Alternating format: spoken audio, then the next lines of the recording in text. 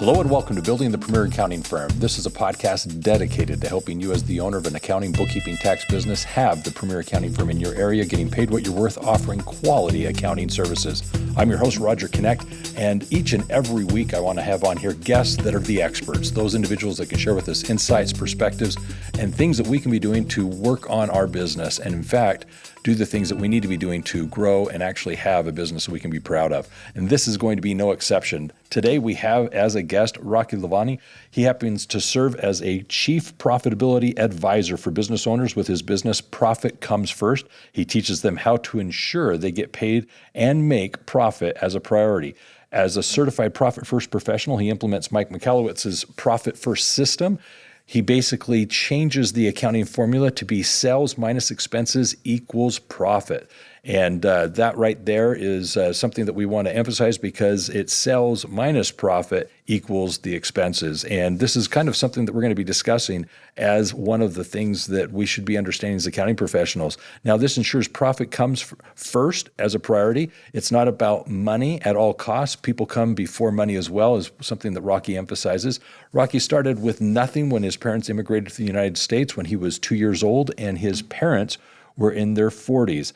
It was his parents' second time starting over as they moved here to experience the American dream. In spite of all the struggles and his mom passing away when Rocky was 7, he has been able to achieve financial and life success. Rocky loves to share his journey and inspire others to achieve their dreams even faster. So, Rocky, welcome to the show. Thank you so much for having me, Roger. Excited to be here. This is going to be a lot of fun. So first and foremost, I just kind of want to jump into a few things here that I think everyone's going to appreciate. I know that you, in focusing on Profit First, obviously move into the fractional CFO and advisory services. So I wanted to begin there and first of all ask for a definition. How would you define what are fractional CFO and advisory services? So fractional means we're part-time. And in my case, I'm really part-time. The reality is the people that I serve in the market that I work with, they're busy business owners. They're head down in their business. However, they need a little bit of financial advice. And I think that's the key. They don't need hours per month of financials. They need direction. Hey, what are the 2 or 3 things that I should focus on in the next 2 to 4 weeks to improve my business? And so that is basically what we do. We look at their data. We give them a very top line review, thumbs up, thumbs down. We help them set targets, and then we help them figure out what's the most important thing that they need to focus on decision-wise and execution-wise over the next few weeks to help them to have a growing and more profitable business. I love how you describe that. You know, I have conversations quite often with accounting professionals, and we're discussing what I refer to as the 3 core services that a client would expect that are provided. And it doesn't necessarily mean they need to all be in-house by one person, but it is clearly the bookkeeping and accounting. It's the tax planning and preparation services, but it always leads to a conversation of what CFO and advisory services looks like. So I appreciate that explanation. One of the things that I would add to it is, in addition to the KPIs, the dashboarding that we're doing with the clients, I really feel that in that CFO capacity, we're trying to help them address a very common frustration that so many experience. It's cash flow management. It's really challenging the business policies, the procedures that they have as to how they have vendor relations, client relations, the relations with the investors themselves, how they're just basically managing the cash flow. So I think that whole fractional, the part-time CFO element is very helpful. What would you then define as advisory? I think you were alluding to it, but is there anything more you'd say as to what advisory services are? Well, I think it's helping them understand what the numbers are saying and then taking actionable steps with regards to that. So let's just say clearly, we need to do more advertising. Okay, how are you going to advertise? How are we going to figure out what the return on the investment of that advertising is? How are you going to track it? When are we going to rip the cord and say this isn't working? What are we doing to maybe improve what you're currently doing? How do we improve the rate from phone call to actually closing the sale? What is that rate? Where are the problems along the way? And what changes can you make? Or where do you need to focus? And what would the result of those be? Now, let's face it, there's 100 changes you could make. The question is, if we looked at the 100, let's determine the one that maybe we focus on. And so that's what I think a big advisory. It's helping them get clarity. They understand their business, but they need the space to think. We give them the space to think. Beautiful, beautiful. Yeah, I think what we're doing is we're entering into that role as a business coach. And it's not typically the phrase or term that we would use to describe ourselves, but in that advisory capacity, we're definitely going in and asking the right questions. And like you began, it's holding them accountable. And that accountability is something that they perhaps don't feel from any other source. But here you are asking questions about you're spending this much money in your marketing. What is the ROI? And like you mentioned, it's also at what point do you pull that Band-Aid off and say, let's stop the insanity here. We're not getting anything out of this. Let's consider the test done and move on. Or this marketing that once worked no longer is, so let's stop that and put it elsewhere. So those questions, that accountability definitely complements the CFO services that are being offered. And this is by far an extension of the accounting, bookkeeping, and tax services that may be offered in the firm. So I'm curious, what drew you to want to offer these services at a personal level? Why you're an enrolled agent, so taxes, accounting, why go into the CFO and advisory space? What kind of excited you about it, I guess? So it was more, it wasn't, it was more that I was just incredulous. So I had been in the personal finance space and doing some work there. And along those lines, somewhere I came across this understanding that businesses didn't understand the business of business. And I'm like, how do you run a business and not understand business? Yeah. And I came to learn, all these people went into business to do what they loved, and accounting wasn't on the list. Yep. Looking at numbers was scary. And I was like, you can't run a business if nobody's looking at the numbers. And for me, I'm a spreadsheet junkie. I'll look at a spreadsheet and I'll see a story. I look at tax returns and I see stories. I'm like, oh, well, why is this missing? And why is that? And wait, these numbers don't look right based on this. And it just brings up a million questions that I'm like, we can fix your life just by making a few changes. I really appreciate how you shared that, because it's very similar to what I explained. Is the accounting is nothing more than a narrative what the business is going through. And so when I talk to a business owner and I ask how are things, and we're able to talk a little bit more candidly, I'll find out sales are down, this is up, this is down.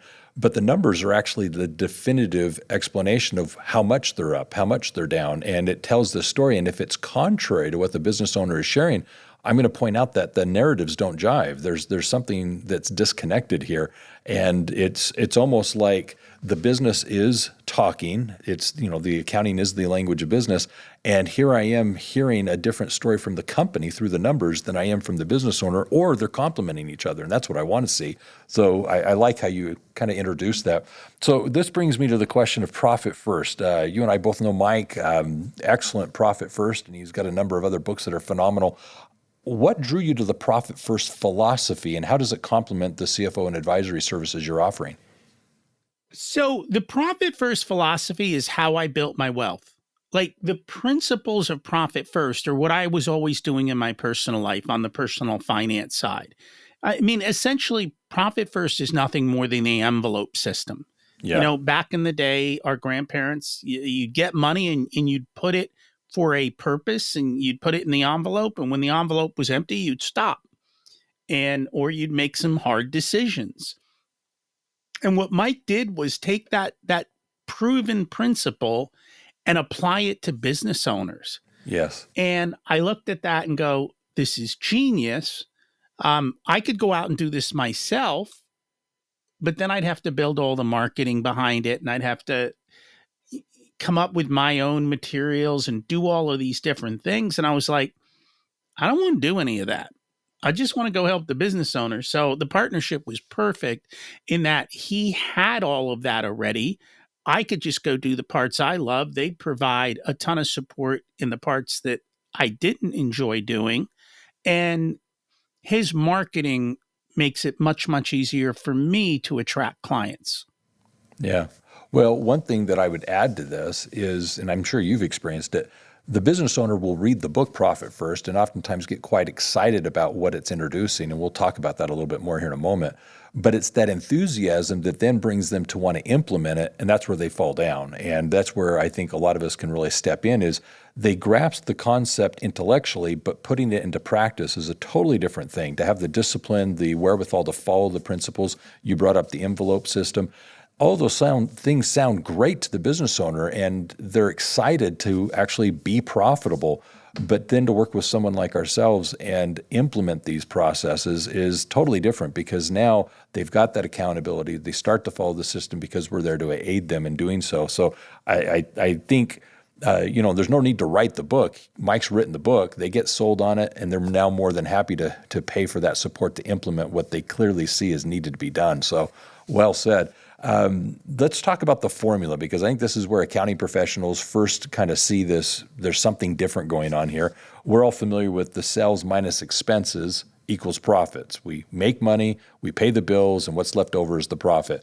But what Mike does is he flips it around. He says sales minus profit equals expenses, meaning we're in business, we're making the sales. What is it that we need to be profitable to make it all worth its while? We pull that profit out, and what remains is how we pay the bills. And if we don't have enough to pay the bills, why are we in business? Because obviously the system's falling apart. So all of a sudden, I think this really begs the question of, in accounting for yourself, has it been difficult to try and manage those two formulas? When you say difficult to manage the formulas, I mean, it's easy, right? You just take your profit first. That's right. No, I expected you to say it's easy. It is easy. What do you want from the business? At the end of the day, why are you doing this? And if they're able to say, I need to make X dollars or X percent, by all means, let's take it out and then let's pay the bills. And so I think it is easy. That's the beauty of it. Here's the reality, though, and I was just talking about this yesterday. The accountants are like, 5 accounts. This is too much work for me. This is going to cause all kinds of transactions in the system. Mm-hmm. And I'm like, no, it isn't. I said, so the way it works, all the money comes into the income account. So all the money comes in. You're going to record those transactions anyway, right? No difference. What changes is instead of all the money coming out of that same account, we're going to make 4 additional transactions. We're going to put money in profit, we're going to put money in pay, and we're going to put money in our tax and then in our OPEX. So there's 4 transactions that occurred. At most, they're going to happen once a week. So, okay, 4 extra transactions a week. Best, they happen once a month. So 4 extra transactions a month. And then all the outgoing is exactly the same as it was before. It's just occurring in a different account. So you're looking at a difference of about 4 to 16 transactions a month. And I tell my potential clients or people who learn about Profit First, if your accountant can't deal with another 4 to 16 transactions a month, they're the problem. Yeah. No, that can't be the reason or excuse for not doing this. And I would even add a second or an additional step, let's say additional, is that we oftentimes as accounting professionals find situations where we have to educate the business owner why they shouldn't be commingling funds. I mean, we typically find that they are prone or apt to make personal payments on things that aren't necessarily business expenses. And we generally start having that conversation about how we need to separate these different funds, your personal and your business.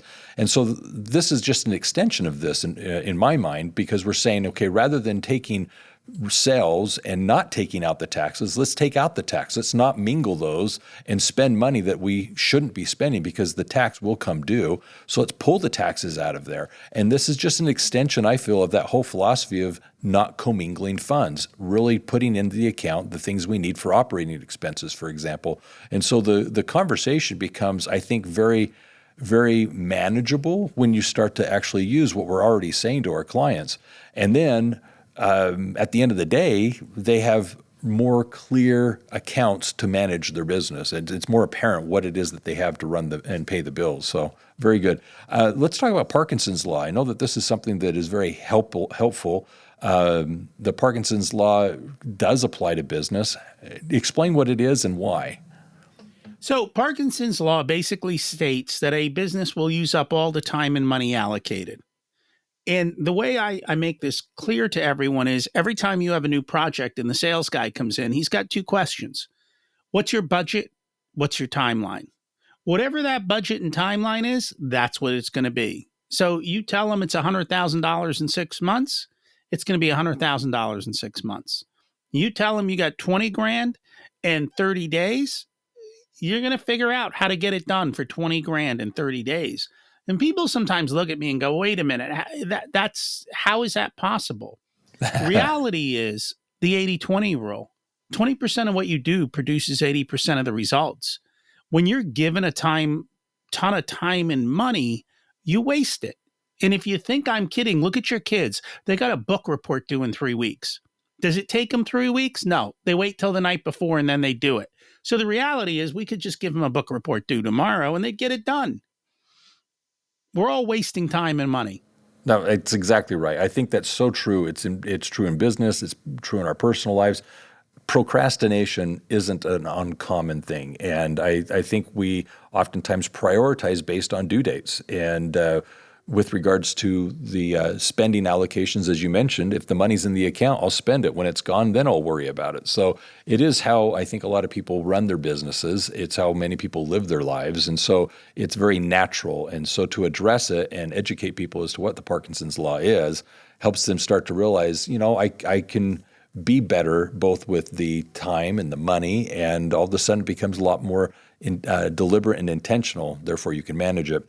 Let's talk about financial reports. I know the formula that we just explained, sales minus profit equals expenses, but let's take it to another level. Obviously, working with a business owner, working with our clients, we should be using traditional financial reports, balance sheets, and so forth.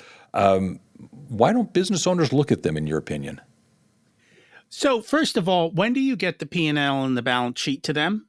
For the most part, it's usually not delivered in a timely manner.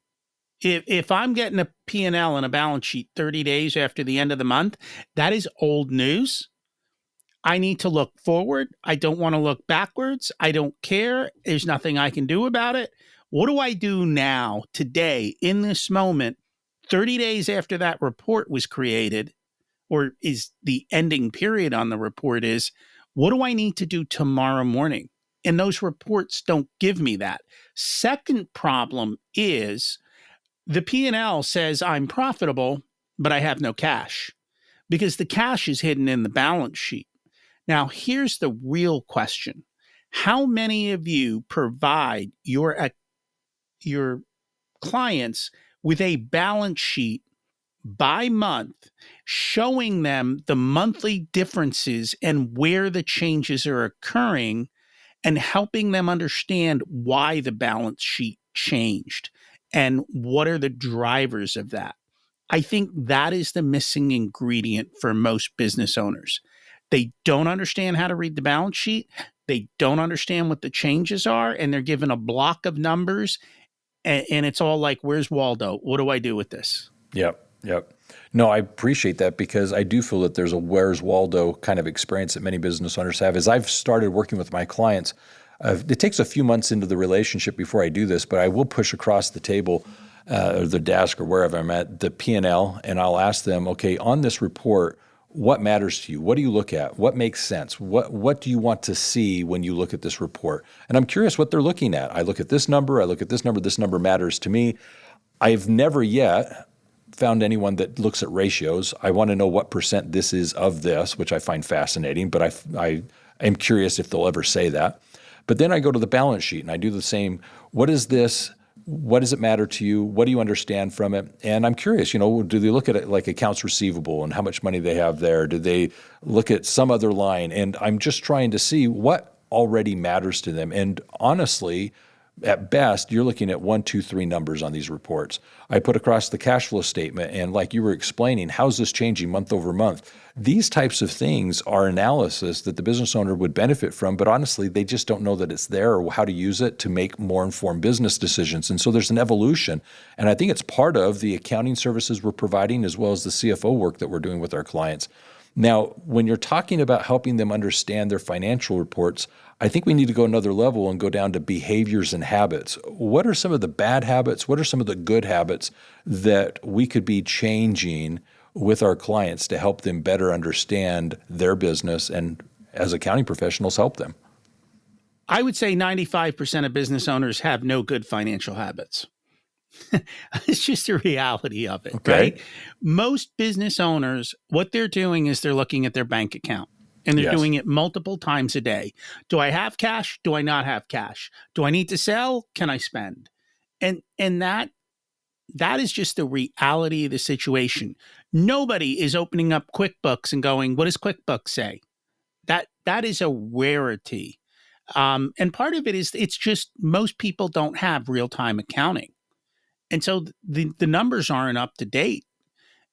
And so that's what they do. They look at their bank accounts and they make decisions based on that. Profit First is all based on taking that bad habit and leveraging it into a good habit. But that's just the reality of what they do. And I think that's the problem. The other problem is you're only looking at one gauge. So I always tell the story of an airplane. When you sit in the cockpit, there's multiple gauges in the cockpit. They all tell you something about how that plane is flying or how your business is doing. Mm-hmm. Well, most people in business are looking at one gauge, the fuel gauge, which is the cash gauge. But if you're sitting in the airplane and you're somewhat flying blind and you're 8,000 feet, your altimeter says I'm at 8,000 feet. You go, oh, I'm way off the ground. I don't have to worry about anything. But what you can't see in the fog is that there's a 10,000-foot mountain in front of you. They don't have targets. They don't know what's coming. And they're only looking at, I got a gas tank full of gas. Life is perfect. And the next thing you know, they crash. And I think that's the problem. They don't know what all the dials and levers are. They don't know how to read them. Most of them don't even know how to collect the data to tell them what's going on, because most of these dials are not in the P&L. The P&L is a reflection of what happened before. They're not forward-looking leading indicators and KPIs of what's coming tomorrow. Yeah. When I work with my clients, one of the things that we learn or discuss with them are what are called leading and lagging indicators, and it's helping them understand which numbers are which. What are those standards that they should be watching to know if something's out of line and what that repercussion is going to be down the line? So if you have, and I'm just talking about, let's say, widgets. If I have something that's being built and assembled, but there's a part that's missing because it was caught up in, let's say, the supply chain and I don't have it in hand, well, then I can't assemble the pieces. Well, I shouldn't be shocked on Friday that I can't assemble the pieces when on Monday the delivery for that little part didn't appear. So the whole shock of the business starts to be manageable because all of a sudden I'm watching what I need to be watching to be ahead of these surprises. And that's, I think, a powerful thing that you were sharing about just understanding these numbers as gauges, because all of them are there for a reason. It might be overwhelming at first, but as you learn what each is for and how to look around them, I think it's like driving a car. I do remember back when I was 15 learning to drive a car, the rotation of rear view mirror, windshield, side mirror, front, back. I mean, you're just going through this rotation of observing your surroundings as you're driving the vehicle. Gas gauge, you're looking at the check engine lights, are they on, the different gauges in the dash. Well, eventually that becomes subconscious. I'm not consciously looking at my rearview mirror, looking out the windshield, looking through my side view mirrors, looking at the dashboard consciously anymore. I'm driving the car. And as I'm doing it, it becomes much more natural. And I feel that the clients, when they have this type of experience with an accounting professional, eventually get to the point where they're very competent business owners. And so that's exciting. Let's talk about implementing Profit First real quickly. I'm just curious, do you have any suggestions or steps that you use with your clients when implementing it, and what does that look like? So the hardest step, believe it or not, is getting them to open the bank accounts, which is surprising. But usually once they take the step, they're like, oh, that was easier than I expected it to be. Yeah. And I'm like, yeah, no kidding. And then what we do is we start with where they're at. Even if we start with 1% into the additional accounts, we've got to get a habit going. And that's really what the key to this whole thing is. Let's build a habit of at least putting some money aside. And if it's only 1%, it's 1%. And I think that's the second biggest key. And then, once a quarter, sitting down and making adjustments and making it a little bit better. Very good. Yeah, the bank accounts, that can typically be a little intimidating. Sometimes they don't know how to go into the bank and just ask for the new accounts because the banks sometimes are unfamiliar with what we're trying to do. So I get that, but I'm glad you shared that it is easy, and at the end of the day, they do feel, well, it was easier than I expected. So the next question I'd like to know is regarding your business. How do you complement, or what do you use to complement the profit first? I can't imagine that's all you're doing with your clients is the profit first philosophy. What else do you bring to the table that you're offering your clients that is maybe proprietary, unique to your experience?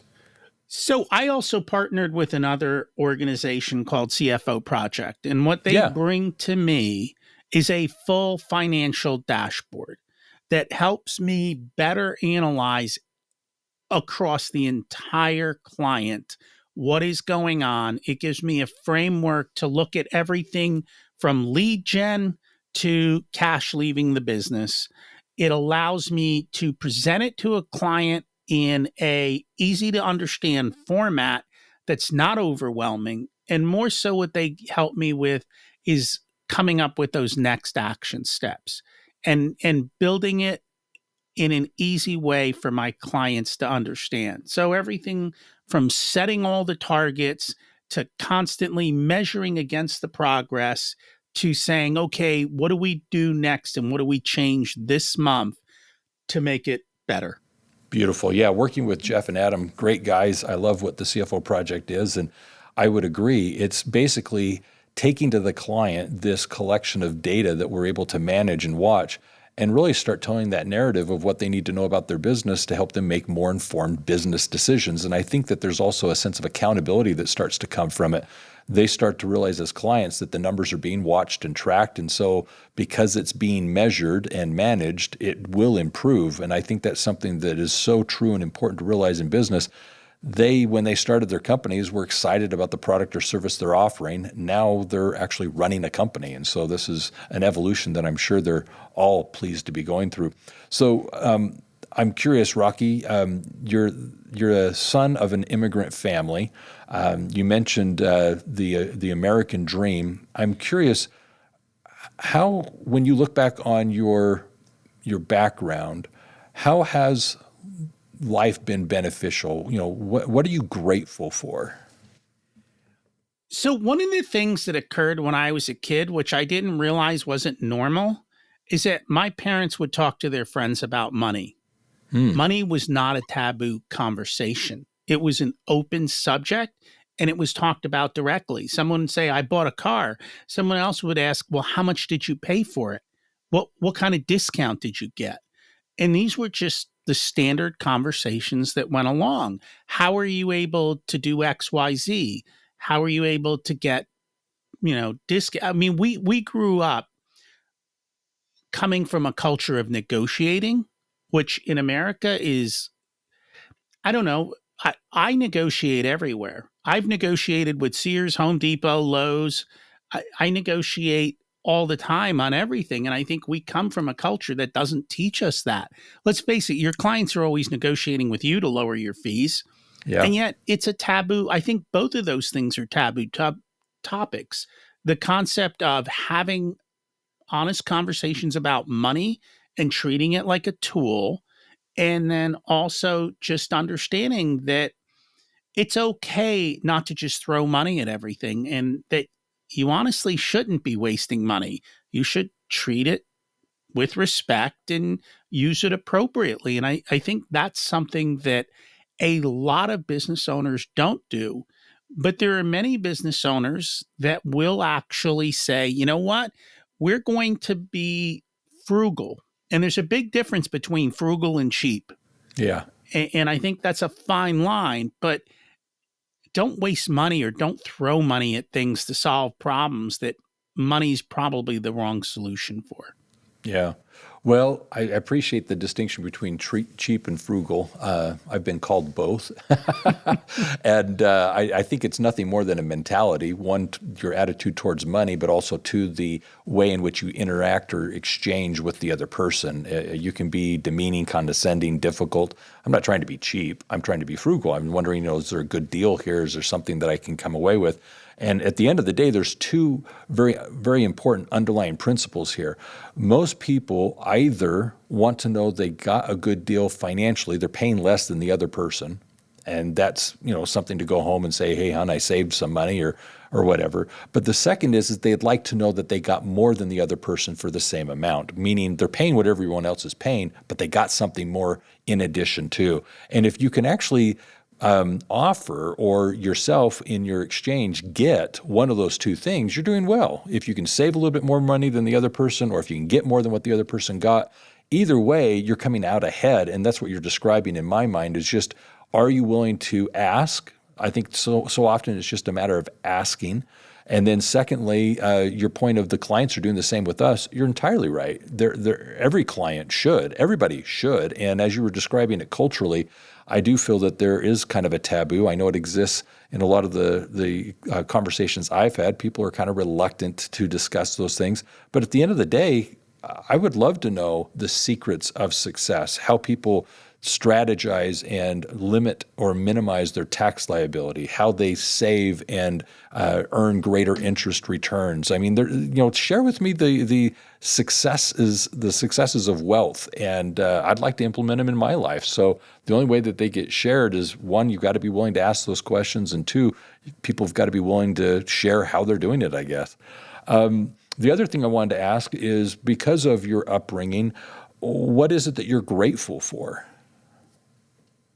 I was just back home from where I come from, and America is a great country. And I think too often, especially today, people just don't understand how lucky they are. If you're making minimum wage in the United States, you're rich in the rest of the world. And everyone here looks down on that. And I think we're just not grateful for how much abundance, how much freedom, how much economic ability there is in the United States to build your life, no matter where you come from or your background. You have the ability to constantly start over, to build wealth, and you don't need to be the smartest person. You don't even need a college degree. And I think people take all of that opportunity and freedom for granted. And I think that's a major problem. Well, I appreciate you sharing that. There is a lot to be grateful for, and having traveled a little bit internationally, I definitely won't say I'm too prolific there, but it's amazing to me how many people here in the United States haven't used or perhaps haven't even seen an outhouse, and yet you can go overseas and it's very commonplace to use an outhouse. And there's a surprise, a discomfort, a disdain in a lot of cases for that, but yet it's very commonplace in the rest of the world. And it's just what most people are familiar with: running water, clean water, cooking facilities, refrigeration, air conditioning. In my travels internationally, I'm always amazed at how much we take for granted. And coming home to the United States, I'm very grateful for it. I lived for 2 years in a third world country, and when I lived there for the 2 years, I remember distinctly not kissing the ground necessarily when I came back, but I was so surprised. It was winter when I returned. I was so surprised when I walked through a double entry, which was I was going into a supermarket, and it has the first door, and then you have that heated section before the next doors open. And I was so amazed that there was this double door system to keep the inside building at that constant temperature. And to walk into a building that was actually heated in the winter, I hadn't experienced that for 2 years. For 2 years, nobody turned on their heaters in the cars, the taxis, the buses, because they were afraid of catching colds, and so they wouldn't turn it on there. It was just, you didn't go into a heated room necessarily unless there was a fireplace. And that's something I've never forgotten, and it's something I am very grateful for here in the States. So appreciate that. The other thing that I wanted to ask regarding your business, where do you feel the future of accounting is going, and perhaps even CFO or advisory services? What's on the horizon? What do we need to be aware of? I think a lot of accountants are switching to advisory because tax has become a race to the bottom. And I mean, at the end of the day, that's no fun to be part of. Everyone says that AI is going to take over and make all this stuff automated.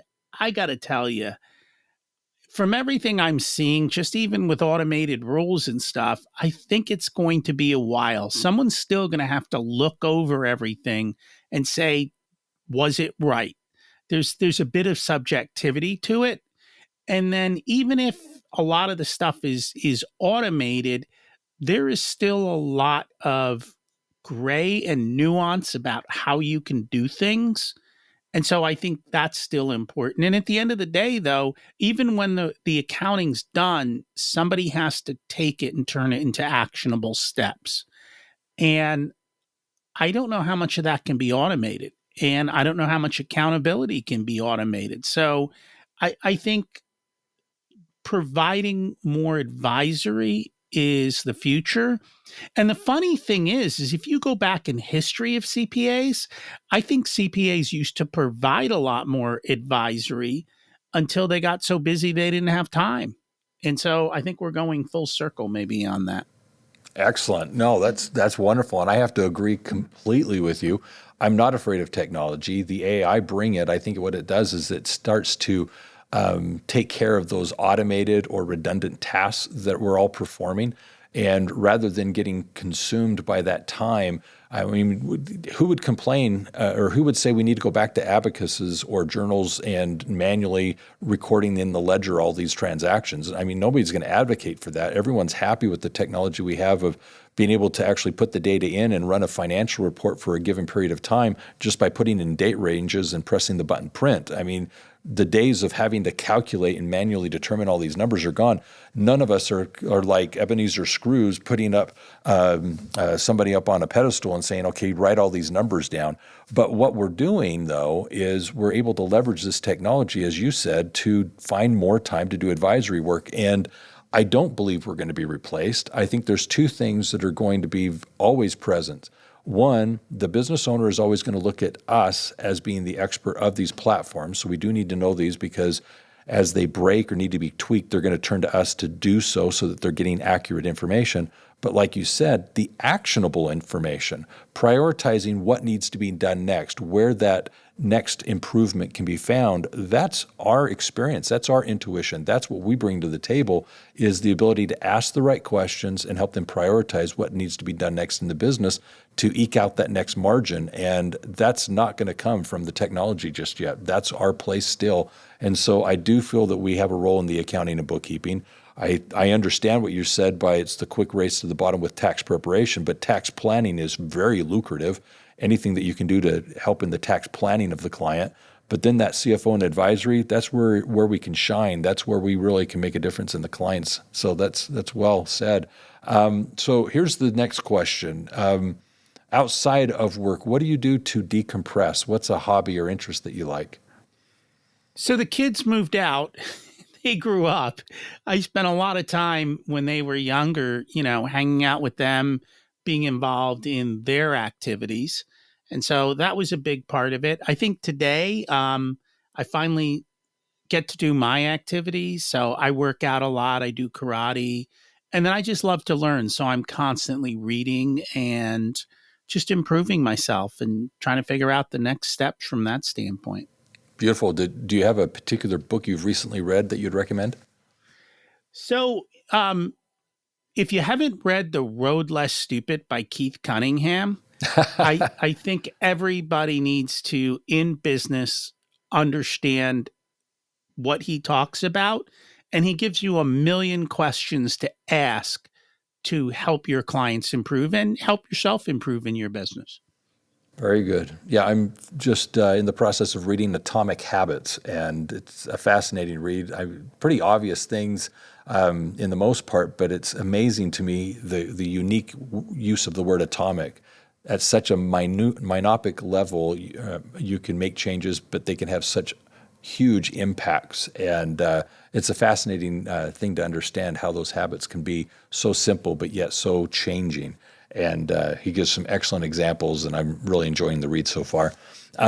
So, Rocky, this brings me to the point where I want to go ahead and do some offers and a summary.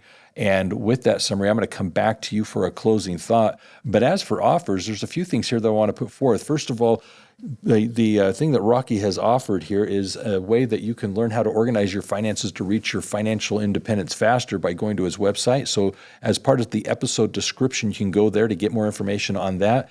In addition, we also have 3 books that you'll want to actually look at getting to add to your library.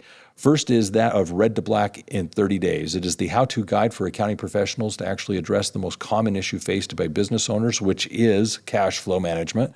And as a CFO and advisor, this is an excellent book for you to actually use to provide these types of services to make your business, the client's business, that is profitable. The next is In the Black, 9 Principles to Make Your Business Profitable. It's literally now, once you're in the black, staying there, 9 principles to ensure that you're always profitable. And then lastly, as we've been discussing today, Profit First. Now that you're being profitable, how do you make it a priority, deliberate, and more importantly, how do you personally, as the business owner, get the gains from that as you should. Now, for those books and for that information, definitely go to the episode description for information about that. Also, we've talked today about Profit First, CFO Project, and so for more information on how you can become a profit and growth expert and apply the universal business principles using the CFO Project's system and so forth, go to the episode description, and there you'll find information regarding becoming a profit and growth expert and how you can actually use this to apply in your business additional services that you can provide to your clients and get paid what you're worth as a CFO and advisor for them. So find out what it is you can be doing to apply these businesses and services in your business. Also, in the episode description, you'll find there a variety of free resources, so you'll want to take advantage of them. Now, as a summary of our conversation, I thought this was amazing. Obviously, we started with this discussion of what are CFO and advisory services.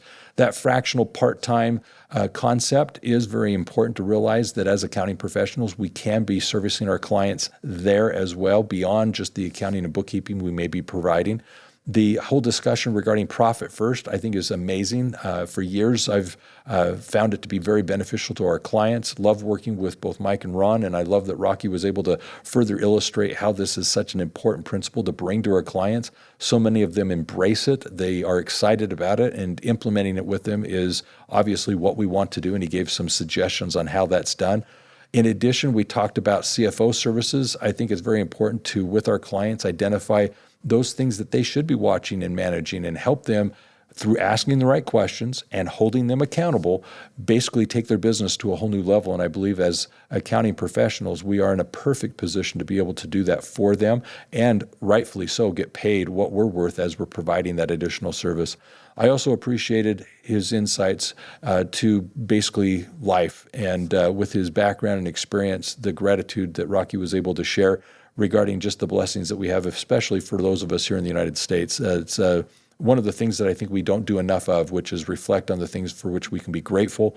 I think there's a lot that if we just pause for a moment and count our many blessings, we'll clearly be able to see in our lives those things that are worth noting and worth being appreciative for. So with that being said, Rocky, it's been good. What final thought would you like to share with everyone? Since we're talking about gratitude, how about doing a little gratitude? If you like what Roger had to share today, if you've liked this podcast, give it a like. Maybe share it with another accounting professional that you think could benefit. It's a nice way to show a little gratitude to Roger for all he does for you. Excellent. Hey, Rocky, I definitely need to say thank you for that. And that on that note, definitely, if you haven't already subscribed to the podcast, you can like, share us, follow us.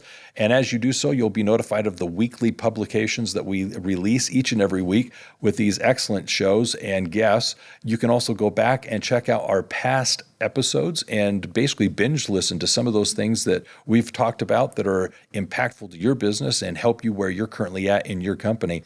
In addition to that, I want to invite you to GrowCon. GrowCon is where we bring all of us together for a yearly event. It's a conference for owners of accounting, bookkeeping, and tax businesses. GrowCon is exactly where you need to be to hear from the experts interact with your peers, and basically find out what it is you can be doing to work on your business. So I invite you to find out more about GrowCon and join us this year and every year for this amazing experience. We also want to point out that the podcast does have a variety of episodes. There are some highlight reels that you can go to from the episode description. You can find access to actually all those other episodes there.